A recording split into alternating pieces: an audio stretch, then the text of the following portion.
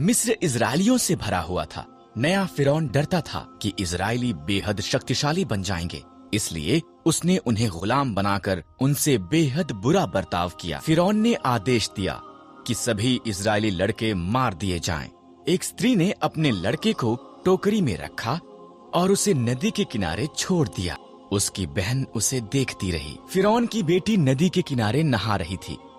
उसे बच्चा मिल गया और उसने उसे रखने का निर्णय लिया।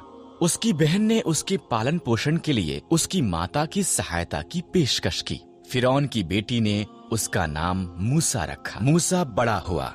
एक दिन उसने देखा कि एक मिस्री इजरायली को मार रहा है। मूसा ने मिस्री को मार दिया और मिद्यान को भाग गया और 40 साल तक एक चरवाहा होकर रहा। मूसा होरब पर्वत पर अपनी भेड़ों की निगरानी कर रहा था। परमेश्वर की आवाज एक जलती झाड़ी से बोलने लगी, मूसा, मेरे लोग कष्ट में हैं। मैंने उन्हें आजाद कराने के लिए तुझे चुना है। मैं नहीं कर सकता, मूसा ने जवाब दिया। मैं तुम्हारी सहायता करूंगा। परमेश्वर ने वादा किया, अपनी लाठी नीचे फेंक। मूसा ने किया। वो लाठी एक सांप में बदल गई। जब उसने इसे उठाया, वो पुनः एक लाठी बन गई। अपना हाथ ढांप ले, परमेश्वर ने कहा। मूसा ने ऐसा ही किया। उसने देखा ये रोग से भर गया था। जब उसने दोबारा किया, वो चंगा हो गया था। ये जाकर फिरौन को दिखा। परमेश्वर ने कहा, मैं एक अच्छा वक्ता नहीं हूँ। मूसा ने कहा, मैं तुझे शब्द दूंगा। परमेश्वर ने कहा, तुम्हारा भाई हारून सहायता कर सकता है। इस तरह मूसा इजरायलियों को आजाद करने के लिए फिरौन को बताने के लिए गया।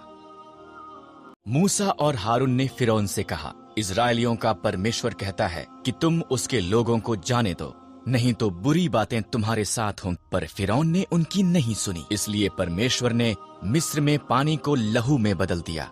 कोई भी इसे पी न सका। तब उसने मिस्रियों के घरों को मेंढकों से भर दिया। हर तरफ मेंढक थे। फिर भी फिरौन ने उनकी नहीं सुनी।